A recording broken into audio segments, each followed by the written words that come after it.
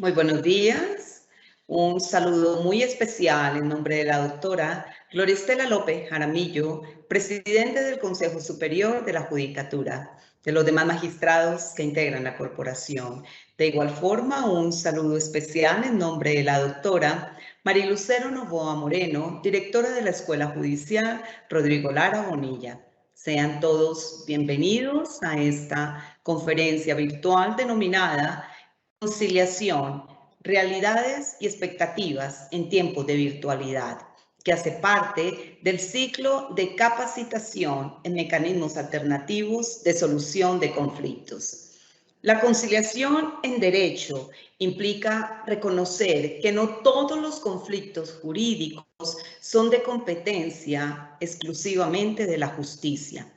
No en vano, desde la Constitución política se confirieron competencias a los particulares, especialmente para administrar justicia a través de la gestión de conflictos por medio de conciliadores. La conferencia del día de hoy tiene como propósito analizar si la competencia en los asuntos conciliables está dada para conflictos de poca relevancia social y jurídica, para lo cual se debe tener en cuenta que en la práctica judicial los mecanismos alternativos de solución de conflictos, en especial la conciliación en derecho, se utiliza para resolver de fondo todos estos asuntos de menor impacto, como los de mínima cuantía, en tanto para los asuntos importantes en razón de la cuantía o el impacto nacional, el mecanismo cumple con funciones instrumentales de mero requisito de procedibilidad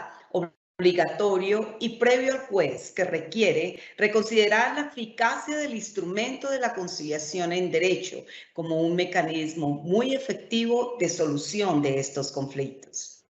En esta oportunidad tenemos el gusto de contar de nuevo con el doctor Juan Manuel Padilla García, abogado, magíster en Derecho Constitucional de la Universidad Externado, especialista en Derecho de la Seguridad Social y Constitucional, ha sido juez promiscuo municipal, civil municipal de Cartagena, laboral del circuito del Banco Magdalena, de ejecución civil municipal de Cartagena, civil del circuito especializado y civil del circuito. Actualmente el doctor Padilla se desempeña como juez primero laboral del circuito de Cartagena de Indias. Tan pronto termine la exposición, nuestro conferencista invitado el día de hoy dará respuesta a las preguntas que se formulen a través del chat de participación. Doctor Juan Manuel Padilla, qué gusto tenerlo hoy con nosotros. Bienvenido, tiene el uso de la palabra. Doctora Mónica, buenos días. En verdad, nuevamente estar acá con ustedes, el gusto es mío. Quiero, en principio, dar las gracias a usted y en especialmente a la doctora Marilucero Novoa como directora de la Escuela Judicial. Desde luego también quisiera extender este saludo a la doctora Gloristela López Jaramillo, presidente del Consejo Superior de la Judicatura. Y especialmente me gustaría desde ya saludar a los colegas, a los jueces, juezas y funcionarios judiciales que se encuentran acá conectados el día de hoy y que posteriormente a través de los servicios de streaming de estos videos que se están publicando en las redes sociales pueden tener acceso a los mismos. Desde ya mis agradecimientos por siempre acompañarnos en estas conferencias sobre mecanismos alternativos de solución de conflictos. También quiero saludar a los abogados litigantes, a todos los estudiantes de Derecho que me acompañan siempre con sus buenos comentarios y preguntas a la finalización de este tipo de eventos. De verdad que es prometedor nuevamente al cierre de este año 2021 volver a conversar sobre mecanismos alternativos de solución de conflictos, hoy específicamente concentrándonos en lo que tiene que ver con la conciliación. Quizás el título de esta conferencia es muy diciente, porque invita a plantear un balance sobre cuál ha sido a finales de año más o menos los esfuerzos que hemos hecho con respecto a la conciliación. Por eso creo que la sola inscripción de este título podría anticipar qué realmente es lo que queremos conversar acá. Queremos mirar entonces, hacer como una pequeña diferenciación en lo que nos encontramos actualmente en materia de conciliación y mirar a ver en el corto plazo cuáles son esas expectativas que vamos a tener con respecto a los cambios que posiblemente se avecinan en lo que tiene que ver con el mecanismo alternativo de solución de conflicto o conciliación en derecho. Esta conferencia entonces pretende sensibilizar una vez más a los miembros de la rama judicial, a los integrantes, o podríamos catalogarlo a todos los operadores de la justicia, entre ellos los conciliadores específicamente, y a los ciudadanos que hacen parte indudablemente de la construcción del conflicto y posteriormente de la resolución del mismo, para que el conocimiento que se tenga con respecto de la conciliación en derecho permita que este sea el vehículo mediante el cual se resuelvan gran parte de las controversias. Sin embargo, y lo advierto desde antemano, y como siempre lo acostumbro a hacer en estas conferencias, también plantearé un punto de vista crítico, porque realmente también necesitamos hacer reflexión a partir de la crítica sobre cuál es el ánimo de la conciliación que existe a nivel institucional, desde inclusive la rama judicial, pero también de los demás participantes que hacen parte de todo este engranaje que se denomina mecanismo alternativo de solución de conflicto, que naturalmente no solo compete a la rama judicial, sino que compromete a las demás instituciones del Estado. Y no sin antes, y ya como estamos en temas de balances y de cierres de año, me gustaría realmente hacer un llamado de atención a este esfuerzo que hace la Escuela Judicial Rodrigo Lara Bonilla a través de sus respectivos integrantes para, de alguna manera, insistir en el tema de la conciliación. No es fácil mantenernos activos en un tema en el que la tópica jurídica y la panorámica colectiva se entiende satisfecha con lo que se conoce con respecto de la conciliación. Sin embargo, existimos un grupo de profesionales y de personas que estamos convencidos que la cobertura en materia de conciliación parte precisamente de la pedagogía que se haga en estos escenarios y en todos los escenarios en los que se converse sobre conciliación, porque estamos conscientes que esta es la herramienta, como lo define quizás y más adelante vamos a ver la Corte Constitucional, es la herramienta eficaz, idónea, célere mediante el cual se pueden resolver los conflictos. Dicho esto, entonces, es importante rescatar esta tarea que la Escuela Judicial permanentemente en el transcurso del año ha venido haciendo y como lo ha hecho en años anteriores en materia de la formación en asuntos de conciliación. Creo que es mi tercera oportunidad con ustedes el día de hoy hablando de conciliación y siempre que me propongo participar en estos eventos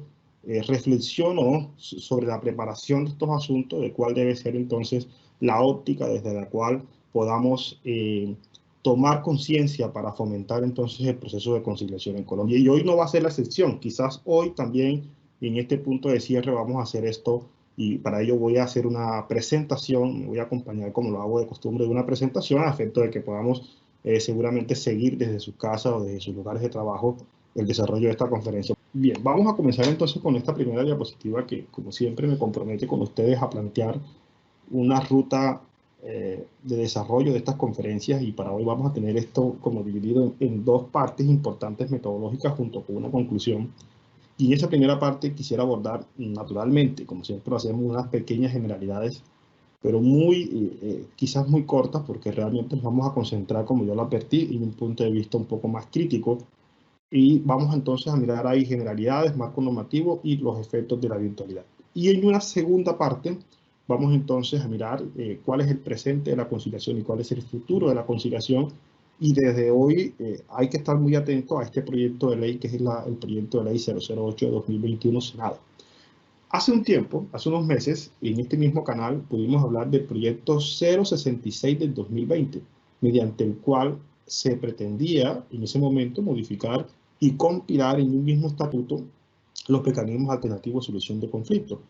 Y tenemos aquí una conferencia que se puede consultar específicamente sobre ese proyecto de ley.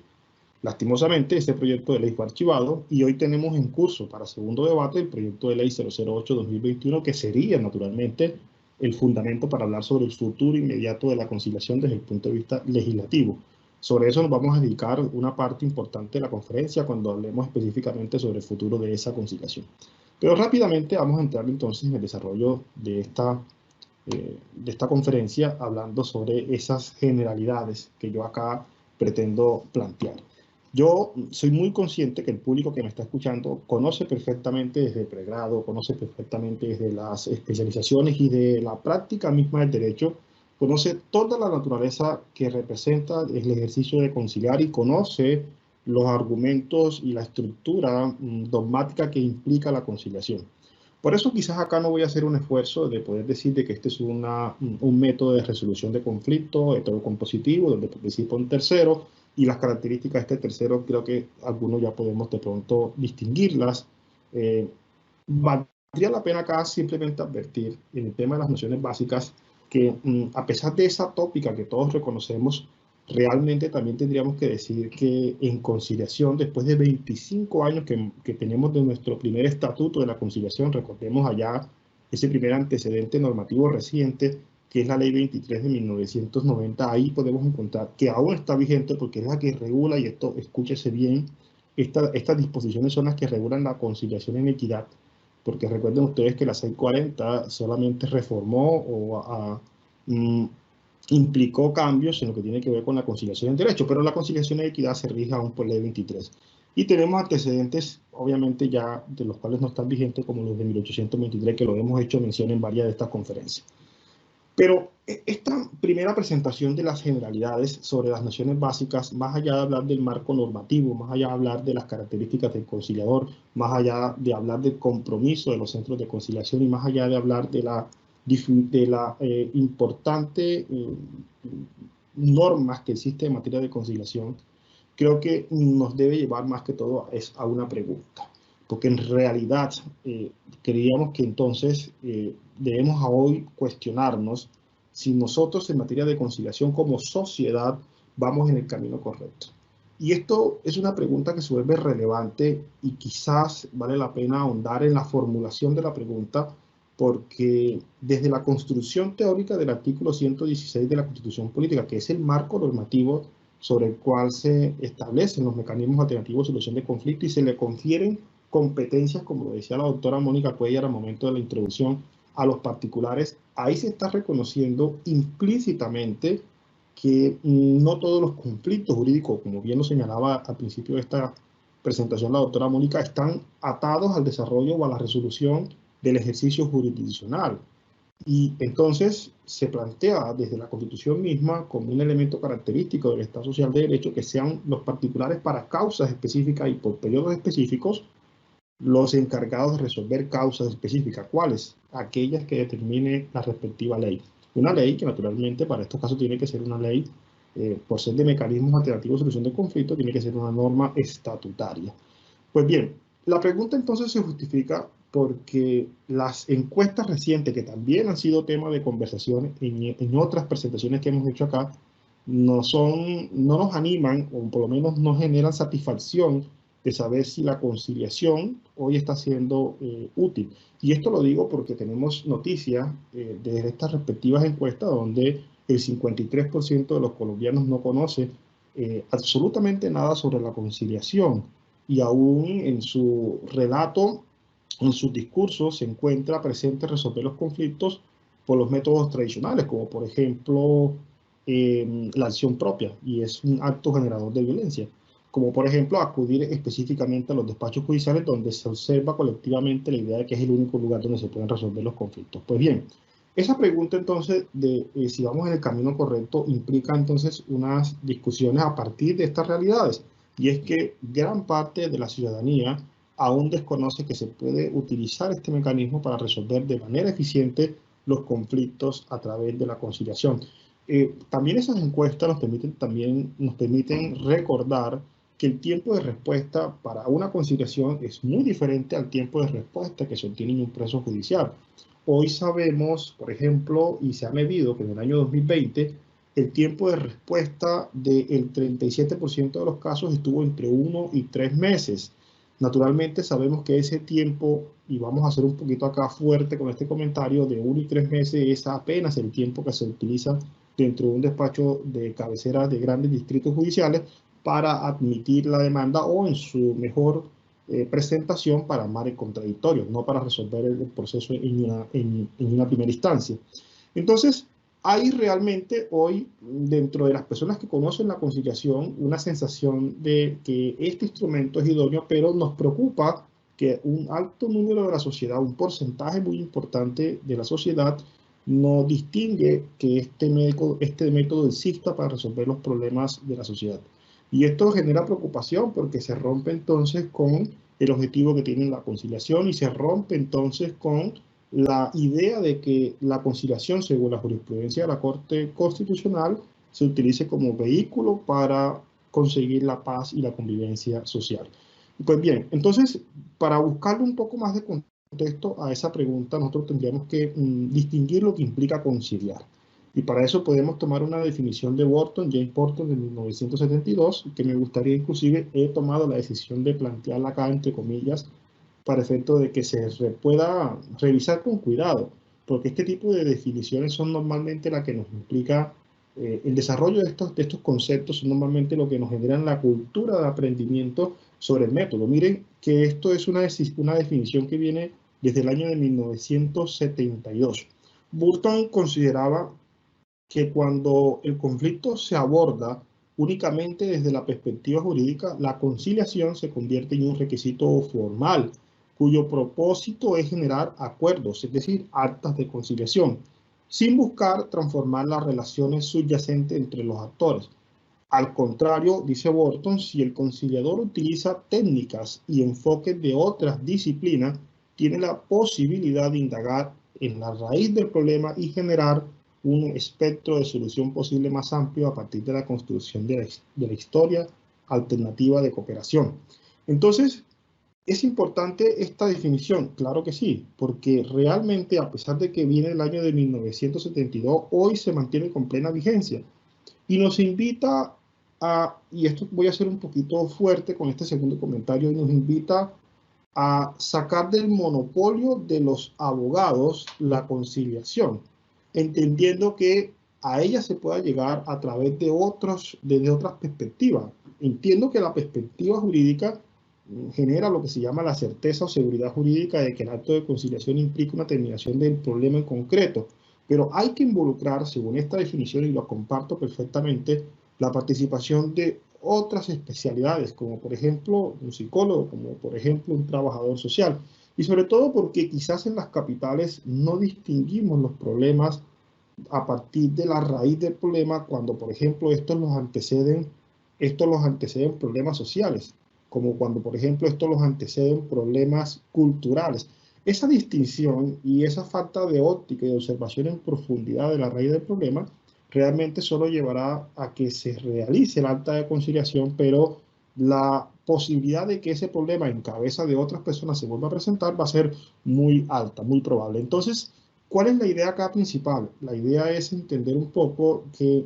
lo que implica conciliar es el ejercicio del Estado y de la ciudadanía, de los ciudadanos y del Estado en reconocer que la tarea es un poco más que jurídica. Es una tarea que también se podría denominar interdisciplinaria, porque comprende el ejercicio o la canalización de varias formaciones distintas a la estrictamente jurídica. Si lo que se quiere son actas de conciliación, entonces eso podría hoy de alguna manera demostrar la crisis en la que se encuentra la conciliación, porque el acta de conciliación no resuelve sino el problema en concreto, mientras que aleja la posibilidad de que a futuro las causas que dieron lugar a ese problema puedan ser resueltas y puedan evitarse que se conviertan en problemas de otras personas. Entonces, esta definición realmente yo tengo que reconocer que en las primeras jurisprudencias de la Corte Constitucional, recuerden ustedes, cuando se estudió la Ley de Administración de Justicia, por allá en el año de 1996, creo que estas definiciones de Burton fueron las que implicaron reconocer por parte de la Corte Constitucional cuál era el objeto de la conciliación. Y ahí podemos ver entonces que, por ejemplo, el doctor Vladimiro Naranjo en la sentencia C037 de 1996, esta es la sentencia que estudia el proyecto de ley sobre la reforma a la Administración de Justicia, ley 270 del 96, dice algo que me parece supremamente relevante y que se conecta con la definición de Burton. Y voy a proceder a leerlo muy rápidamente. Dice, abro comillas, así, en lo que atañe con la administración de justicia, cada vez se reclama con mayor ahínco una justicia seria, eficiente y eficaz en la que el juez abandone su papel estático, ojo, atención a esto y vamos a subrayarlo, en la que el juez abandone su papel estático como simple observador y mediador dentro del tráfico jurídico y se convierta en un partícipe más de las relaciones diarias, de tal forma que sus fallos no solo sean debidamente sustentados, y esto vamos a subrayar otra vez, desde una perspectiva jurídica, sino que además respondan a un conocimiento real de las situaciones que le corresponde resolver. Aquí está la cláusula de relevancia de los hechos, implícita en esta concepción que se tenía en 1996 sobre el rol del juez y el rol del conciliador en los mecanismos alternativos de solución de conflictos. Este extracto jurisprudencial fue tomado específicamente cuando en la Ley 270 se refuerza lo que se desarrolla en la Constitución con respecto al artículo 116, que habla sobre la posibilidad de conciliar por terceros o por ciudadanos que, no siendo miembros de la función pública de administrar justicia, lo pueden hacer para causas específicas como conciliadores o como árbitros. Bien, entonces este extracto jurisprudencial nos invita también, y hay que decirlo entonces, que en su última parte nos invita, y habría que también hacer una pequeña reflexión antes de la invitación. Recordemos que este es el año de 1996, nos estrenamos, nos estamos estrenando prácticamente nuestra Constitución y nos estamos estrenando las funciones de la Corte Constitucional en lo relativo a que esta corporación actúa como una, como una entidad que controla anticipadamente la producción de las normas, y precisamente esta sentencia nace de eso, del control previo de constitucionalidad que se tiene respecto del proyecto de ley de la norma que regula la administración de justicia. Entonces, es importante que en ese momento había que darle mucha fuerza normativa al concepto de Estado Social de Derecho. Y aquí se aprovechó, pero aquí se fue un poco más allá, y es hoy lo que cobra vigencia traer a esta conferencia esta sentencia de la Corte Constitucional, entre otras cosas porque la sentencia C realmente nunca pierde en vigencia, porque a diferencia de las sentencias T, ustedes recordarán y lo saben perfectamente, que las sentencias C son la Constitución misma hecha a providencia. Es decir, cuando se hace control de constitucionalidad, ya lo sabemos con mucha claridad en el día de hoy, que realmente se está haciendo Constitución. Cada sentencia C, por eso nunca pierde vigencia, porque es hablar del texto mismo de la Constitución política. Y entonces, cuando acá se invita, y vuelvo entonces a esta parte que es importante, a que el juez deje esa posición estática y por el contrario vaya al conocimiento material de los hechos, es ahí entonces donde la conciliación se vuelve relevante, porque aunque ahí no se diga, en conciliación, si algo es importante, son los hechos. Recordemos que en conciliación no es importante el derecho, sino los hechos, y los hechos son precisamente el insumo que sustentan el aparato de la conciliación, y por eso invita al doctor Vladimiro Naranjo, en palabras de la Corte Constitucional, a que cuando se esté conciliando se haga sustentadamente más allá de lo jurídico y se vaya al mundo de lo fáctico. Es una invitación a tomarse en serio los hechos, es una invitación a que el derecho debe acomodarse a los hechos y no los hechos al derecho. Esta es quizás una metáfora que de repente encuentro ahora que podría encajar acá en lo que plantea la Corte Constitucional. Los hechos son relevantes y por lo tanto el derecho debe acomodarse a los hechos y no en viceversa. Y esta invitación para hablar de esa crisis y para responder a esa pregunta que la tengo en mente, que es si vamos en el camino correcto, debe entonces recordarse cuál es el papel de la conciliación en Colombia desde la tópica de los hechos, desde la tópica de la jurisprudencia, y para eso debemos preguntarnos entonces cuál es el concepto que por lo menos debemos saber que hoy está circulando en materia de lo que se denomina conciliación. Y ahí debemos entonces comenzar a preguntarnos si en realidad la conciliación tiene su propia narrativa, como lo tiene de pronto el derecho laboral, como lo tiene de pronto el derecho penal, como lo tiene el derecho procesal, o si por el contrario la narrativa de la conciliación es un poco más de lo que se puede ir, un poco más de lo que es el derecho procesal. Nosotros apuntamos a que debe dársele autonomía a la narrativa de la conciliación, porque está constitucionalizada, y el estar constitucionalizada desde ese punto de vista merece la atención de una narrativa propia. No es el desenlace o la consecuencia de un asunto procedimental, sino que es un instrumento con plena autonomía desde la propia Constitución. A ver, pero yo creo que hay un problema que acá se puede abordar, y quizás la doctora Mónica al principio de esta conferencia lo introdujo, y es el tema de cuál es el concepto que hoy actualmente tenemos sobre lo que implica el ejercicio de la conciliación y si ese concepto merece alguna reformulación conceptual dentro de la cultura jurídica, en tanto que podía presentar para mí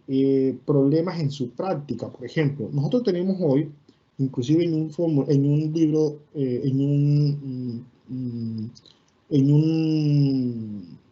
digamos que en uno de los módulos de conciliación que tenemos en la escuela judicial, y esto es un punto de vista crítico, tenemos que la conciliación parte del principio de la relevancia judicial, entendiendo entonces que solo los asuntos que revisten relevancia judicial deben ser conocidos por los jueces. En tanto, el efecto contrario es que lo que no revista relevancia judicial podría perfectamente ser canalizado en virtud de los mecanismos alternativos de solución de conflictos. Yo creo que este concepto merece, aun cuando estructuralmente no esté en desacuerdo con el concepto, creo que merece un entendimiento diferente. Y lo digo porque voy a plantear aquí algunos escenarios en los cuales existen hoy en la legislación vigente posibilidades de darle un alcance distinto al tema de la relevancia judicial y plantear entonces que entender que solo lo relevante es lo que se conoce por los jueces y podríamos entonces desencadenar la idea errada de que lo irrelevante lo conocen los conciliadores, en la práctica conduce a desconocer los efectos prácticos y los efectos que tenga la conciliación. Por ejemplo, yo les voy a plantear lo siguiente. En lo que tiene que ver con la conciliación en equidad, por ejemplo, que se regula por la Ley 23 de 1990, ahí encontramos que quedó un vacío legal que hoy le permite a los conciliadores de equidad, atento a esto, hay un vacío legal que hoy le permite a los conciliadores de equidad poder conocer de cualquier tipo de controversia en cuantías, en materia de cuantía, cualquier tipo de controversia, y la cuantía convertiría esa controversia en relevante. Porque en conciliación en equidad, por ejemplo, solo se requiere que la persona que presente la solicitud manifieste bajo gravedad de juramento que carece de recursos económicos para poder acceder a la conciliación en derecho. Y es, por ejemplo, los otros días tenía una conversación con un conciliador en equidad en la ciudad de Cartagena, en la cual me desempeño como juez, y hablando de todo este tema del impacto que ha tenido la pandemia en la conciliación en equidad, me decía: doctor, se nos han incrementado los casos en los cuales la cuantía de los conflictos es inusual. Pero lo hemos atendido teniendo en cuenta, y es válido decir esto, que la Ley 23 nos permitiría entonces desconocer la cuantía y darle justificación al trámite por vía de conciliación en equidad, teniendo en cuenta que las condiciones socioeconómicas que padece la persona ameritan entonces de que se atienda de manera gratuita la conciliación. Recordemos que la conciliación en equidad es gratuita y en ella el conciliador no genera ningún tipo de honorarios. Y esta la pueden adelantar personas que se encuentren realizando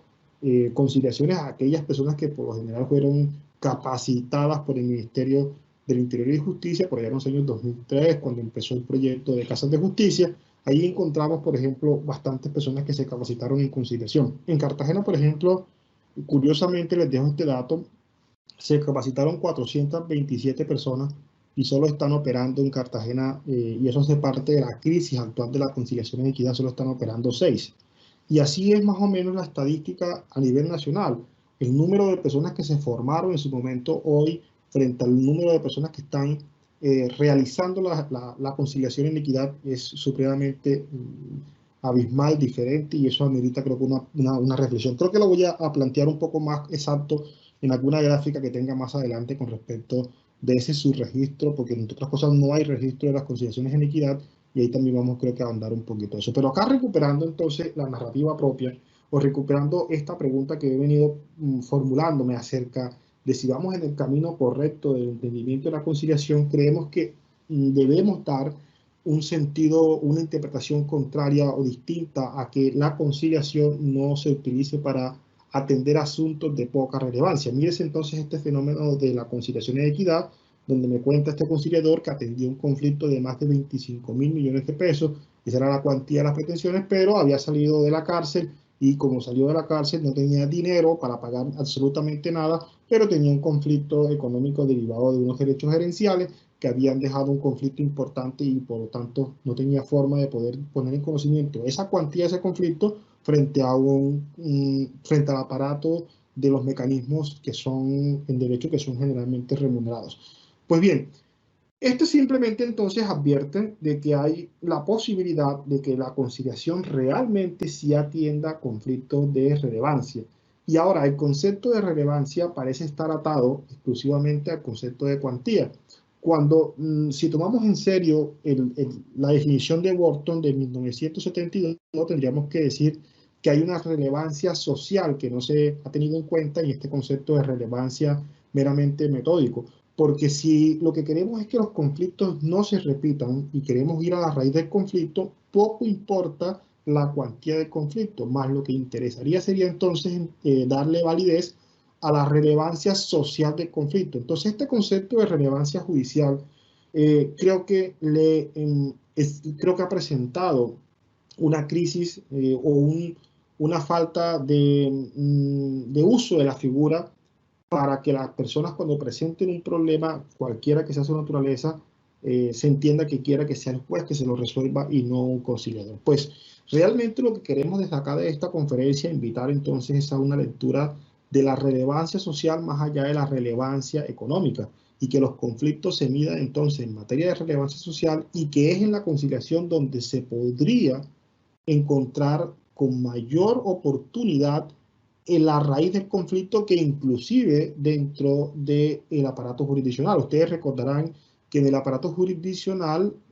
hay dos conceptos que tradicionalmente conocemos como la verdad material y la verdad procesal, y que los jueces en el contenido de sus providencias están atados a lo que las pruebas precisamente determinen. En tanto que la conciliación, y esto podría ser un argumento de refuerzo a esta idea de la relevancia social,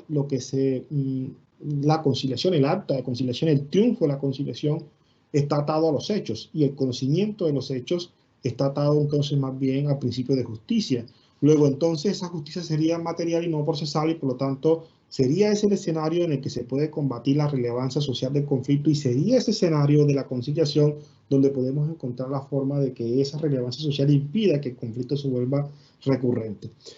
Yo quiero entonces avanzar porque quizás recordando un poco lo que nos decía la Corte Constitucional en la sentencia 223 de 2013 y con esto concluimos la primera parte de la conferencia en la que nos hacía ver la importancia de la conciliación y aquí está muy claramente como diagnosticada cuál es hoy en la teoría constitucional la importancia de la conciliación. Entonces tendríamos que buscar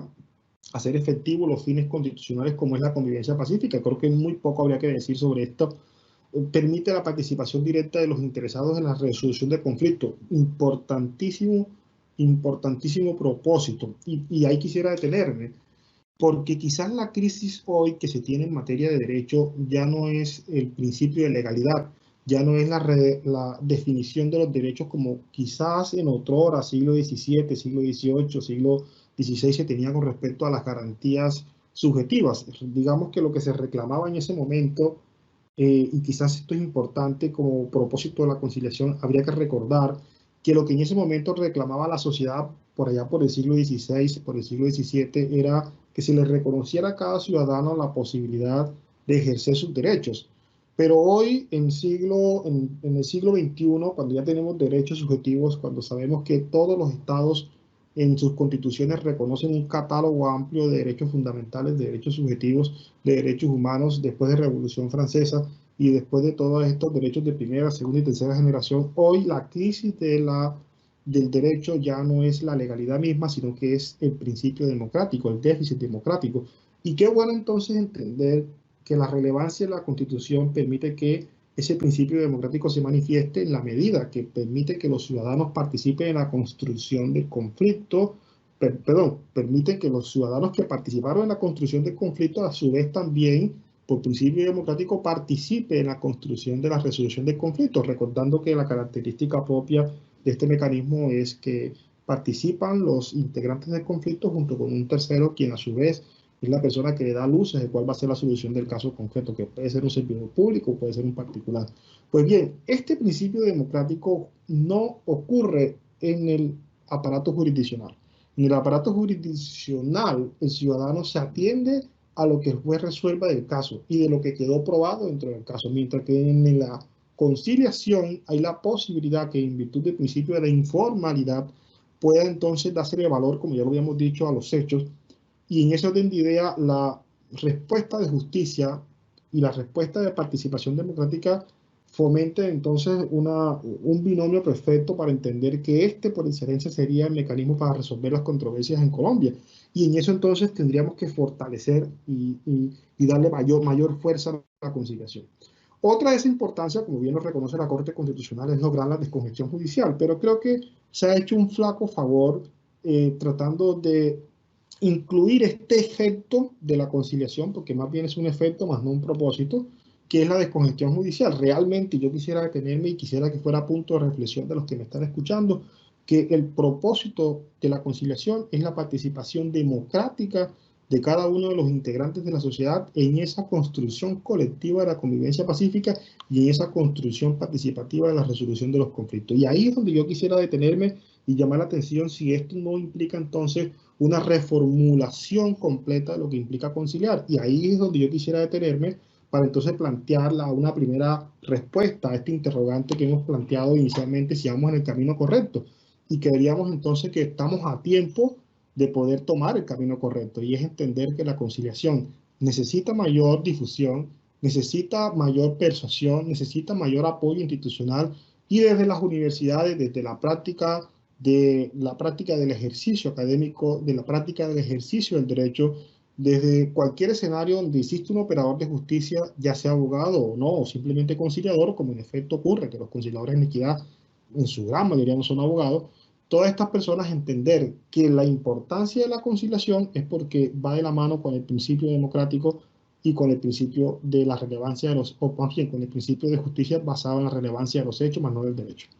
Entonces, estamos a tiempo de tomar el camino correcto, y esta invitación se hace con fundamento en la construcción argumentativa que he tratado de hacer para invitarlos a ustedes a señalar que en efecto debemos entonces retomar la idea de que la conciliación se convierta en instrumento idóneo para esto en los asuntos de conciliación. Bien, vamos entonces a avanzar, porque tenemos que ver cuál es el estado del arte el día de hoy, y tenemos que pasar a esta segunda parte que hemos llamado como cuáles son el presente de la conciliación. Hoy tenemos unos monopolios en la conciliación, ustedes lo conocen, yo los conozco, todos reconocemos. Las leyes y la jurisprudencia le fueron dando monopolios a la conciliación a ciertos sectores. Por ejemplo, el laboral nada más puede conciliar sobre derechos inciertos y no discutibles, solamente puede conciliar cualificadamente un funcionario público que se llama, ya sea inspector de trabajo si es un asunto privado, ya sea podría perfectamente hacerlo también el delegado de la Procuraduría en los asuntos del trabajo, cuando son eventos públicos. Y entonces en los otros eventos de la administración, de disputas contra el Estado, también hay un monopolio de la conciliación. Yo he dicho entonces esto, mire, ¿ha sido beneficioso para la conciliación tener monopolios de la conciliación? Es decir, como todo monopolio implica de que debe estar entonces, debe tener un efecto adverso que debe analizarse para establecer si efectivamente mantener estos monopolios ha sido efectivo o ha sido beneficioso para el mecanismo como tal. Es decir, estos monopolios se convierten de alguna manera en unos pequeños caníbal de los mismos mecanismos de conciliación, porque limitan la participación del principio democrático, y si el principio democrático es la participación de todos, acá entonces se dispondría que hay una reducción de ese principio democrático cuando la conciliación tenga que ver con asuntos laborales y administrativos. Por eso hoy vemos que el gran éxito de la conciliación tiene que ver en los asuntos comerciales, en los asuntos civiles y en los asuntos de familia. En tanto que en los asuntos laborales y en los asuntos administrativos hay un déficit importante del éxito de la conciliación. ¿Y esto a qué se debe? Yo diría que en principio se debe a que existen monopolios de la conciliación en personas que naturalmente no tienen en algunos casos ni la formación, y por otra parte no es el deber institucional de estas personas conciliar. Por ejemplo, ¿cuál es la función de un delegado de la Procuraduría? Naturalmente es atender asuntos de control jurídico o de control judicial para preservar el orden jurídico. No es conciliar. Lo mismo ocurre con los inspectores de trabajo, que tienen una función de policía y tienen una función de inspección y vigilancia, y no es conciliar precisamente uno de sus objetivos. Entonces, cuando se les abroga a estas personas la facultad de que son los únicos que pueden conciliar, entonces se impide, o más bien se está generando un monopolio que impide la participación democrática de todos los ciudadanos en la resolución del conflicto. Y eso naturalmente desestimula la conciliación, y eso creemos que puede ser un punto de crisis. En lo que ya podemos observar como lo que se denominaría el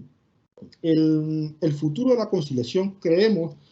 que estos son puntos en los cuales debe avanzarse y permitirse nuevamente que la conciliación con la reglamentación específica pueda ser en materia laboral y en materia administrativa partícipe de unas personas distintas a los inspectores de trabajo y a los delegados de la Procuraduría. De hecho, en el proyecto de ley que más adelante les voy a comentar, así se ha venido presentando. Sin embargo, tendría que advertir desde ya que en ese proyecto de ley, que sería como el futuro inmediato de la conciliación, estos dos puntos hicieron unas observaciones en el primer debate y se recordó el efecto jurídico del artículo 243 de la Constitución Política, que dice de la cosa juzgada, que es que cuando una sentencia de constitucionalidad se haya pronunciado respecto de cierta normativa que pretenda elevarse a categoría de ley, no podrá el Congreso volver a reglamentar la misma si los parámetros no han cambiado. Pues acá podemos decir algunas cosas importantes con respecto específicamente en los asuntos laborales. Cuando en su momento la Corte Constitucional impidió, ustedes lo recordarán, que la conciliación en laboral pudiera ser atendida por particulares, se dijo que ello se impedía o se declaraba inconstitucional porque en ese momento específico no existían ni conciliadores en Colombia, no existía dependencias en el Ministerio de Trabajo que permitieran conciliar, y además porque se dijo que había una indeterminación de cuáles eran los derechos que realmente permitían o no la conciliación. El proyecto de ley que también les he mencionado acá, que es el 08 de 2021, mediante el cual se pretende la codificación del Estatuto de Conciliación, creemos que a pesar en el primer debate se plantea la conciliación para los asuntos laborales, ya lo hemos dicho en otras conferencias, pero tiene una proposición, y es que se tenga en cuenta que sobre eso hay sentencia de la Corte Constitucional y que se aplique entonces el 243. Esa proposición no es avalada por el ponente, y estamos esperando que se programe el segundo debate en la Comisión Primera de Senado, porque creemos que están dadas las cosas en Colombia hoy. Hay formación de abogados especialistas en derecho laboral, hay dentro el número de consultores jurídicos de universidades y consultores jurídicos privados, hay personas especializadas en derecho laboral que podrían garantizar que efectivamente el instrumento no imponga o conlleve el desconocimiento de derechos subjetivos de los trabajadores. Es decir, el aparato administrativo existe, la posibilidad material existe de que el acceso a la administración de justicia a través de la conciliación se garantice, en tanto que hoy en Colombia ha crecido el número importante de conciliadores, y hoy en Colombia ha crecido el número importante de centros de conciliación que permitirían que estos conocimientos de las conciliaciones laborales se den. Así ocurre también con los administrativos. Por lo tanto, creo que en el futuro inmediato estos monopolios de la conciliación tienen que desaparecer, teniendo en cuenta sencillamente que los parámetros materiales a través de la cual la Corte Constitucional en el año 2006 impidió que esto entrara en operación a manos de particulares, hoy esas limitaciones materiales han desaparecido, o por lo menos permiten verificar un estudio si efectivamente se garantiza el acceso a la administración de justicia a través de ello. Pues bien, entonces ya concluyendo en la mañana de hoy, preguntémonos si hay un estímulo institucional en materia de la conciliación. Y aquí podríamos entender que en materia de conciliación y equidad tampoco vamos bien. La formación de conciliadores en equidad fue en su momento en el 2003, 2004, 2006, cuando nacieron los proyectos de casas de justicia. Esa formación fue exagerada. Hubo, por lo menos en Cartagena, más de 400 conciliadores, hoy quedan nada más 6. Eso demuestra y ese es el panorama que hay a nivel nacional, de que las personas que se formaron abandonaron el tema de la conciliación de equidad porque, entre otras cosas, habría que decir que la conciliación de equidad, por ser gratuita, solo muy pocos municipios en Colombia, y esto es una crítica importante, han apoyado con el pago de honorarios a estos conciliadores. Generalmente, entonces, estos conciliadores, lastimosamente,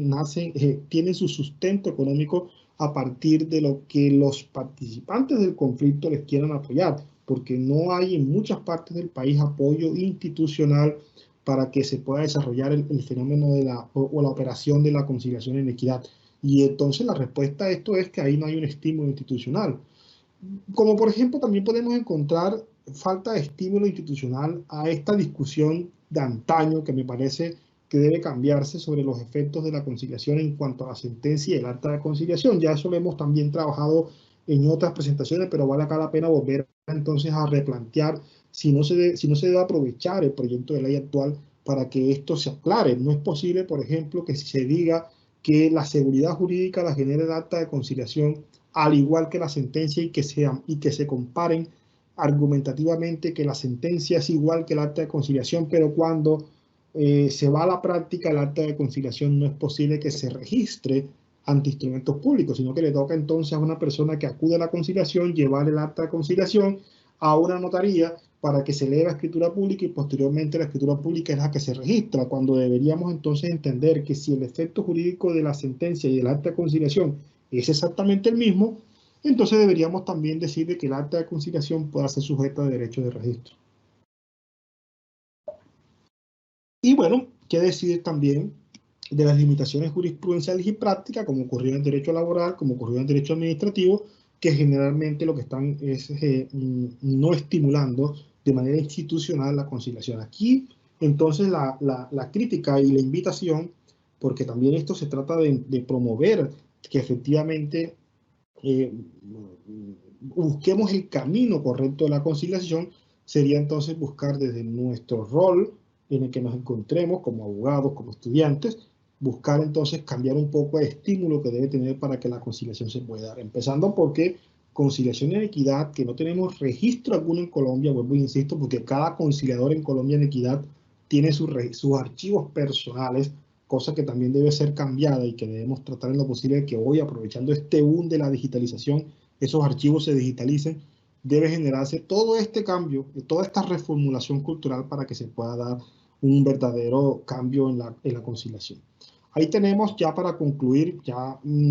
más o menos 45, 50 minutos de esta conferencia y quiero respetar mucho el tiempo. Quiero dejarle algunos datos sobre la demanda y oferta en conciliación. Y aquí tenemos datos recientes, siempre me gusta traerles datos actualizados. Ahí podemos ver en el CICAP que podemos observar que para el 2020 tenemos 98.015 solicitudes de conciliación.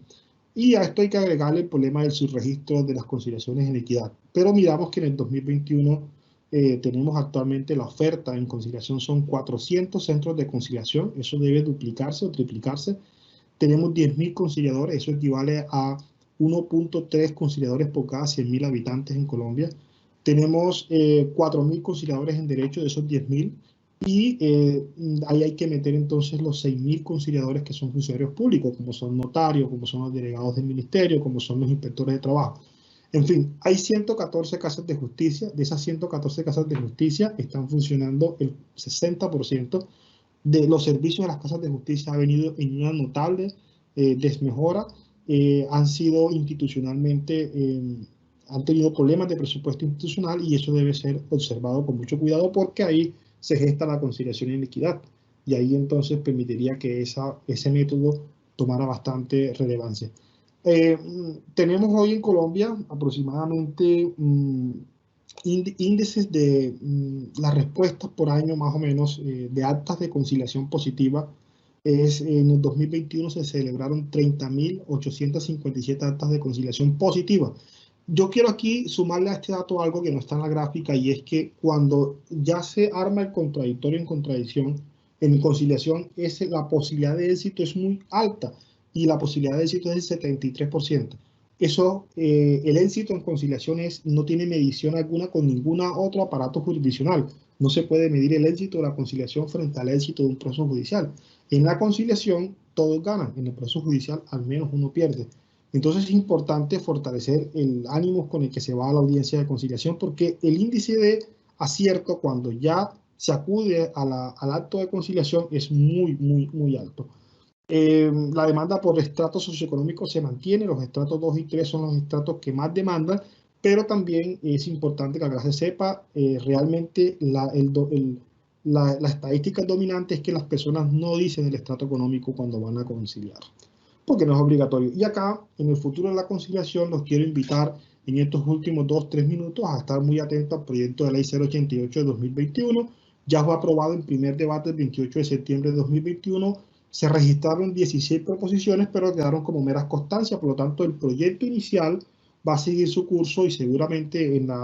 el año 2022, en el primer semestre, tienen que tener por lo menos los debates de la Cámara, los debates de la Comisión para que pase a Senado, a plenario. Entonces, estar muy atentos a este proyecto de ley 008 de 2021, que es distinto al 0066 de 2020, que se archivó porque no alcanzó a darse su debate, pero que sigue siendo la misma iniciativa que se presentó por parte del gobierno a través del Ministerio del Interior. Bien, ahí lo que se observará en ese proyecto de ley es la reformulación de la conciliación por medios virtuales. Se va a ampliar el margen de la conciliación, se va a pasar de la regla de que todo es conciliable excepto que la ley lo permita. Hoy lo que tenemos es lo contrario, tenemos es la ley permite la conciliación. En ciertos aspectos vamos a pasar a una regla inversa. Vamos a estandarizar el proceso de conciliación, esto es importantísimo, esto no está estandarizado actualmente. Vamos a ampliar el ámbito de la conciliación prejudicial y se va a crear el programa local de justicia, que me parece supremamente importante porque es el programa que le permite inyectar recursos económicos a la conciliación y a la formación de conciliadores. En los asuntos del trabajo, esta discusión vale la pena que se tenga en cuenta desde ya. Lo más seguro es que se nos viene nuevamente la conciliación para los asuntos del trabajo. Ahí recordar la sentencia 893 de 2021, fue una sentencia meramente pragmática. En su momento no se aceptó porque no había acceso o garantía de acceso a la conciliación en los asuntos del trabajo, y esas fueron las razones que se tuvo en cuenta en esa sentencia para impedirlo. Hoy parece ser que sí las hay, y de esto podría de pronto abrir la posibilidad de que no exista cosa juzgada y que el Congreso sí pueda nuevamente reformar este tema de la conciliación para los asuntos del trabajo. Ya a título de conclusiones y para finalizar, me gustaría entonces dejar estas 3 conclusiones aquí a la vista de todos ustedes. Una es la reformulación jurídico-cultural de la conciliación, la mayor oferta en atención de conciliación y la amplitud de competencias de la conciliación. Yo creo que he hecho un esfuerzo por tratar de presentar en la etiqueta de estas conclusiones un impacto que se lea por ustedes mismos. Necesitamos con urgencia, queridos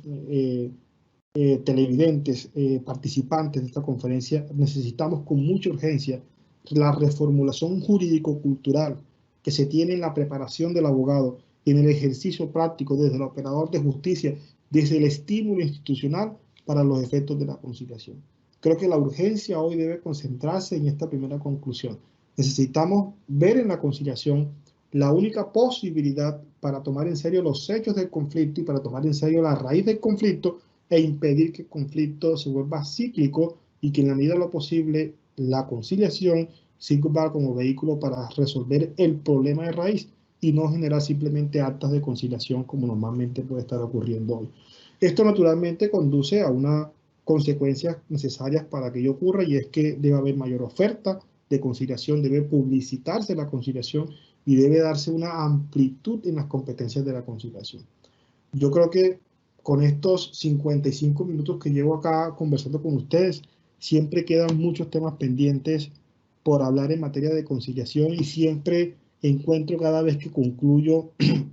estos 45 minutos o 50 minutos que nos da la Escuela Judicial, concluyo que quedan muchos temas por conversar en conciliación y que se desaparece un poco el paradigma o la idea de que hablar de conciliación implica repetir lo mismo, cuando realmente acá encontramos, y lo podemos ver, una invitación a que se toquen diferentes tópicas de cómo debe observarse la conciliación. Yo le doy las gracias a la Escuela Judicial, y si hay algún tipo de pregunta, doctora Mónica,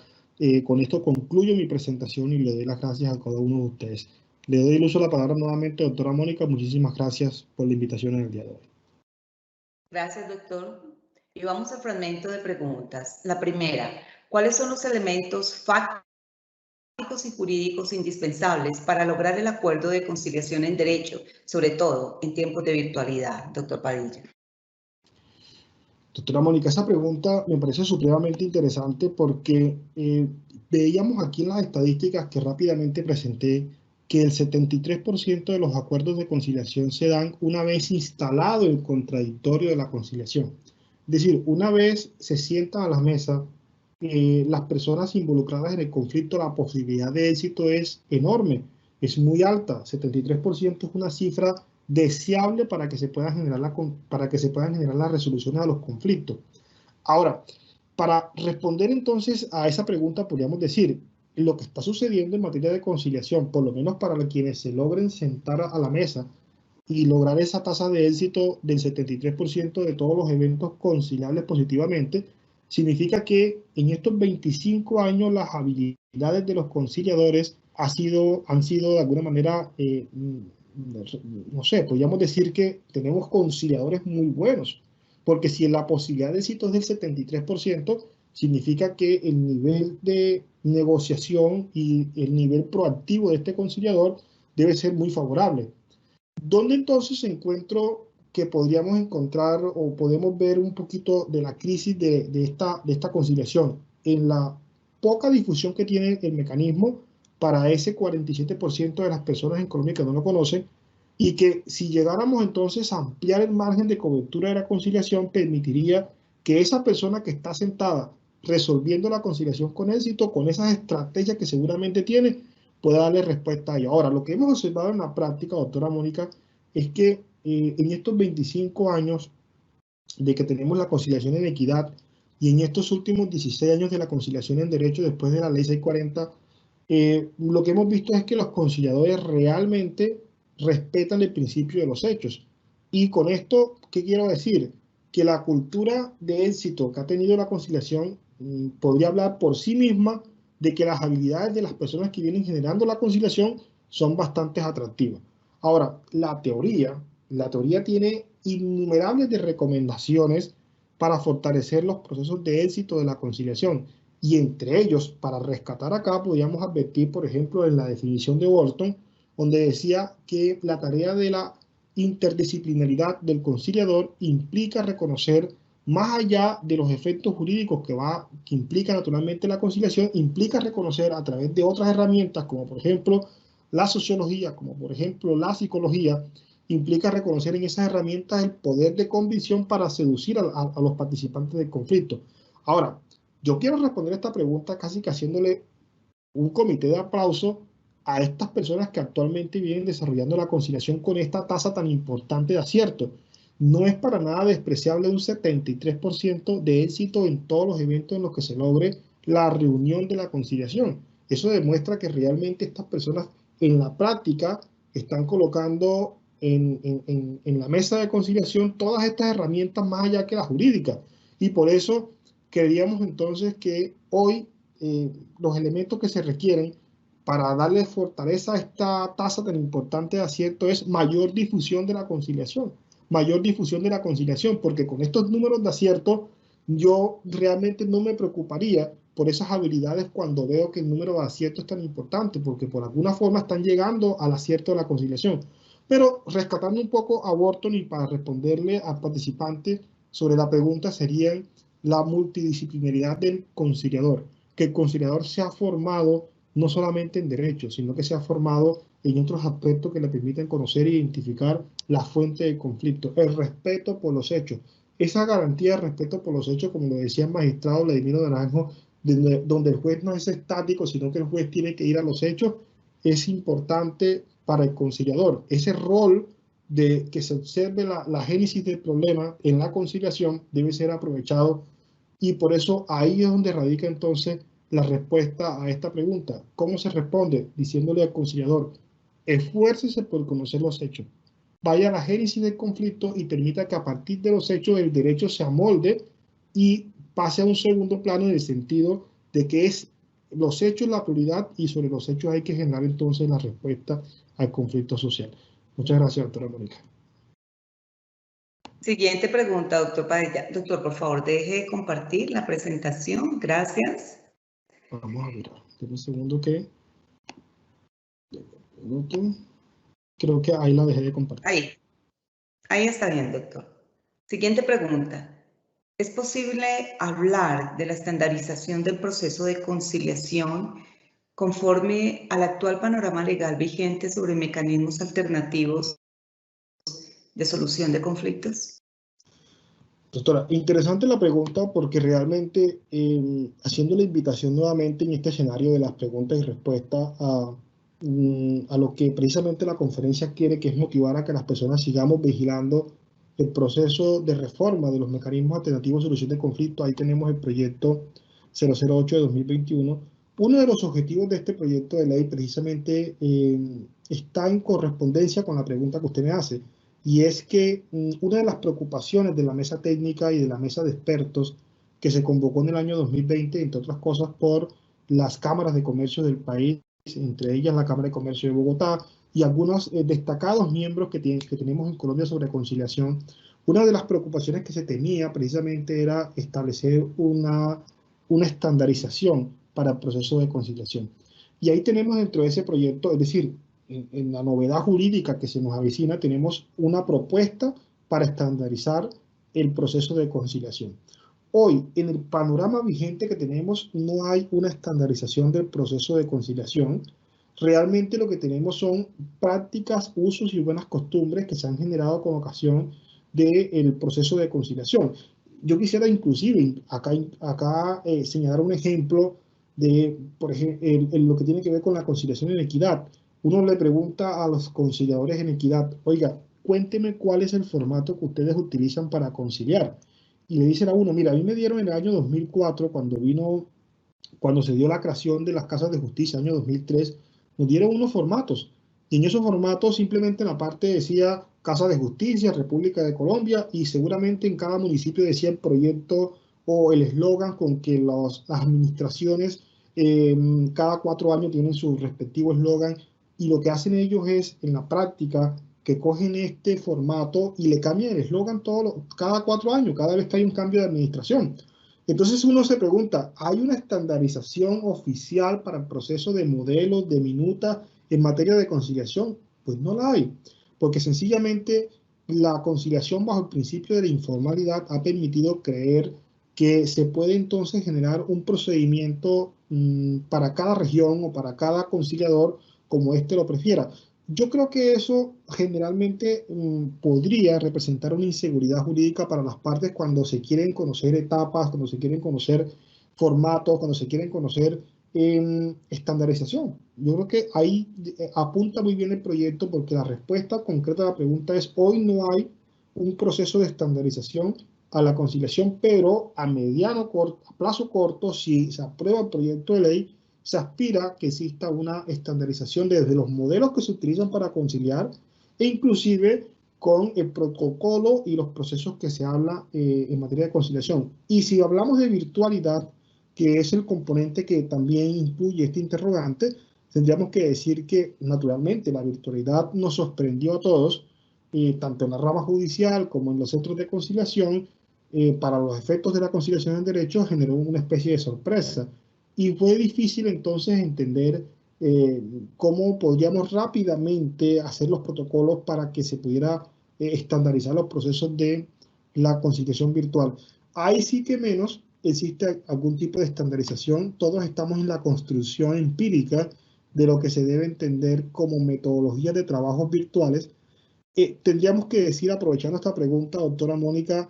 que lastimosamente en materia de conciliación en equidad no ha tenido ningún éxito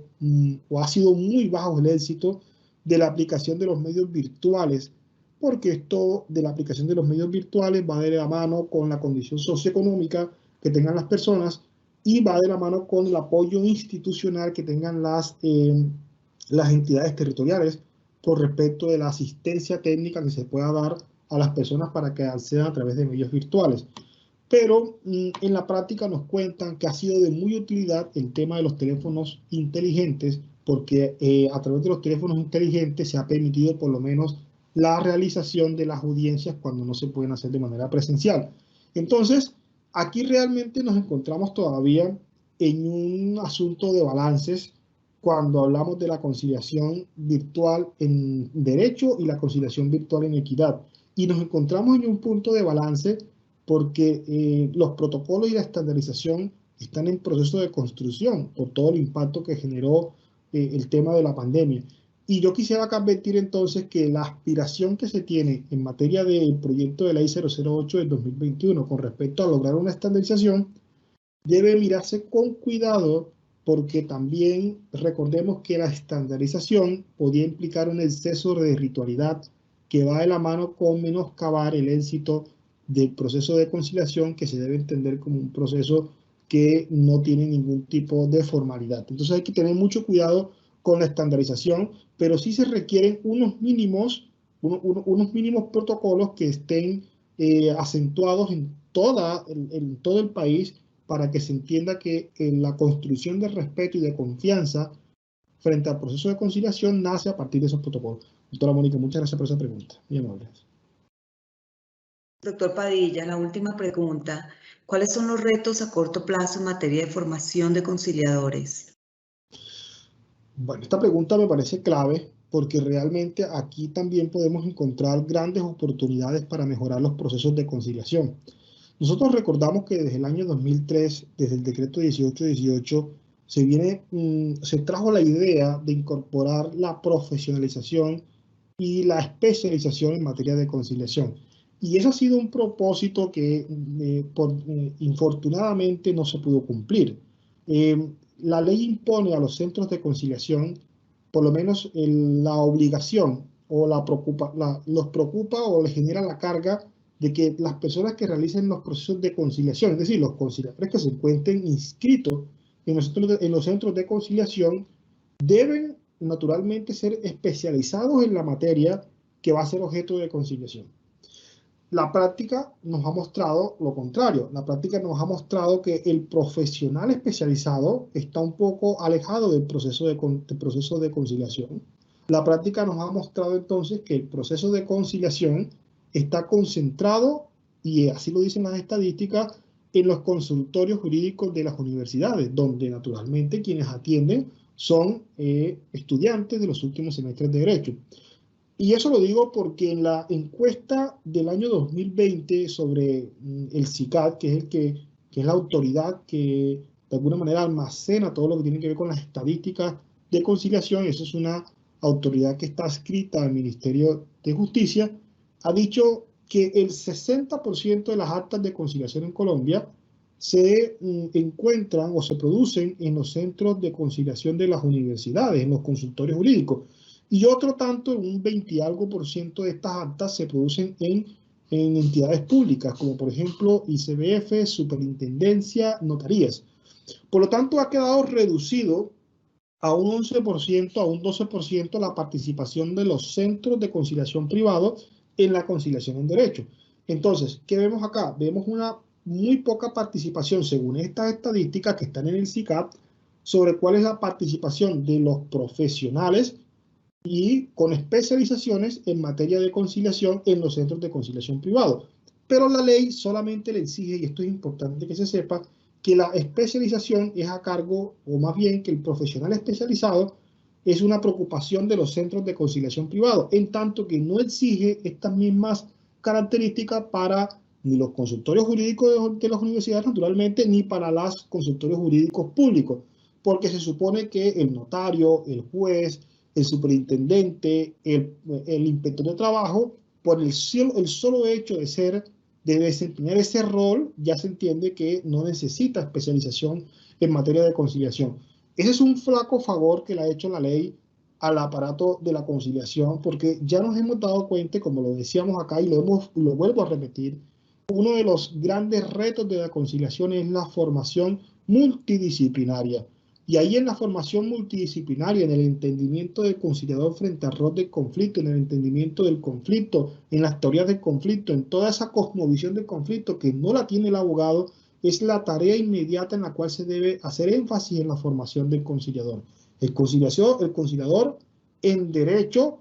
es un requisito básico, pero de ahí en adelante lo que se requiere entonces es que haya una formación multidisciplinaria. Y sobre ese punto es que yo contestaría esta pregunta diciendo que ese es el componente que se requiere implementar a corto plazo, doctora Mónica. Muchísimas gracias por estas preguntas. Doctor Padilla, un agradecimiento muy especial por su clara explicación, por estar de nuevo aquí con nosotros en la Escuela Judicial, hablándonos sobre la conciliación frente a todas estas realidades, a la nueva era de la virtualidad, como esta institución en virtud de la cual se persigue un interés público mediante la solución de un conflicto entre las partes, con la intervención de un funcionario estatal, permite también a la rama judicial, en la administración, y se permite también excepcionalmente a particulares. Fundamenta los principios de la autocomposición, de la prevención y todo lo que nos acaba de mencionar, doctor, trayendo esas experiencias aquí a esta conferencia. Doctor Padilla, de nuevo nuestros agradecimientos. Igualmente a los servidores, servidoras judiciales y a todas las personas que actúan en el sector justicia que se interesaron en esta conferencia virtual. Muchísimas gracias. Un feliz resto de día para todos.